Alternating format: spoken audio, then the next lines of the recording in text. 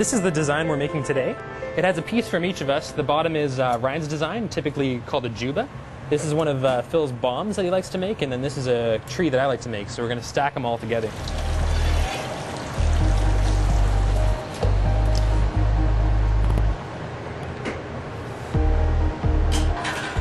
Alright, so we're getting this cane a little bit warmer. These little strips of color are going to heat up and start to stick together. And when they're at just the right temperature, they'll be warm enough to stick to the pipe that Phil's working on to do what we call a roll-up.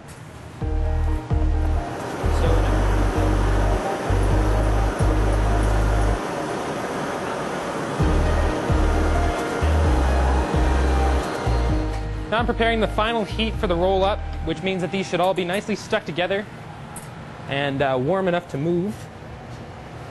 If it gets too hot, we'll melt it to the plate a little bit and pick up too much texture off that surface. So you want to get it just right and warm. So Phil's going to knock off that tip.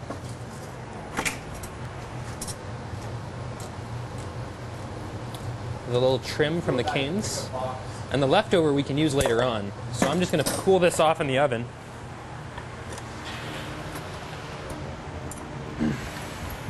Goes in there, it's going to stay in for the rest of the day and just kind of cool down until it's safe and stable. Any glass we leave out without cooling properly, it's just going to shatter. Now that that shape is closed at the top, we can get air into it and give it pressure from the inside while we form it on the outside, and that gives you the full control over the piece that you need. And by twisting the pipe as he moves along the length of that table, he's twisting the pipe faster than he's turning, and that's giving it a bit of a torque or a twist. So again,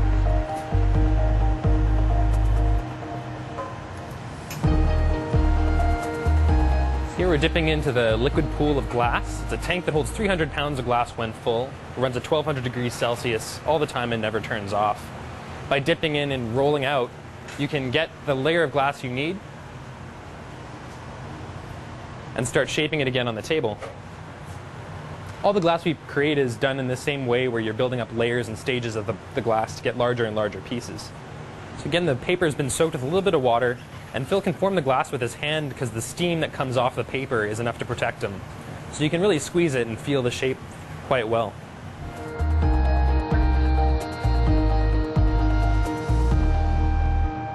So we're taking a nice long heat with this glass, and the idea is to get it as even as possible so that when we blow into the glass, it inflates evenly. It's really easy to accidentally have a hot or a cool spot in the glass, and that'll make it want to kick off to one side or the other. So keeping control of it requires even turning, really even heat, and even air when you have the assistants coming as well. Once this form is complete, we're going to move into making the fins on the sides of it, which kind of make it look like a bomb. So we get this form blown out, finally set up a little bit cooler, and then I'm going to bring little bits of glass on this pipe that will flatten and attach to the sides of this, and Phil will snip them on. It's fin number 2.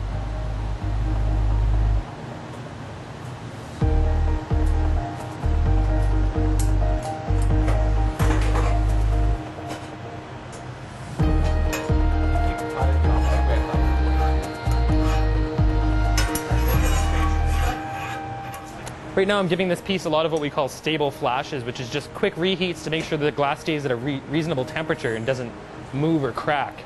And while it stays like that, Phil's preparing this piece, which is the trunk of a tree. We're going to build off the end of this. He gets the glass really, really hot, and then he's going to dip it into what we call an optic mold, which puts stripes across the sides of it.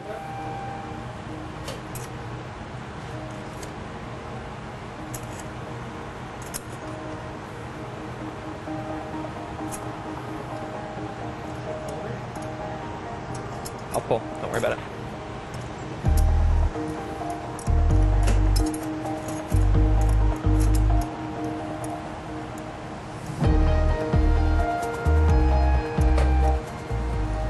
There you go. So we're just going to get that shape really nice and round and set it up for what we call the strip gather. And I'm going to shape the treetop out of this when we're all set.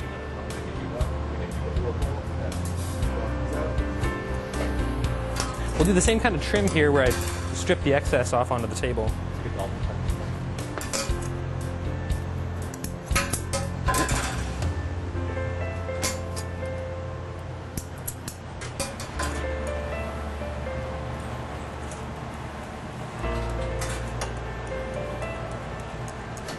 So what we're going to do next, we have the tree sculpted and attached to the top of this bomb. Now Phil's going to use that drill with a tungsten rod in it. We're going to drill a hole into the side of this piece so that as it cools in the annealing oven, though the air is trapped, otherwise it would be released through this hole so it can vent and cool in time and anneal safely.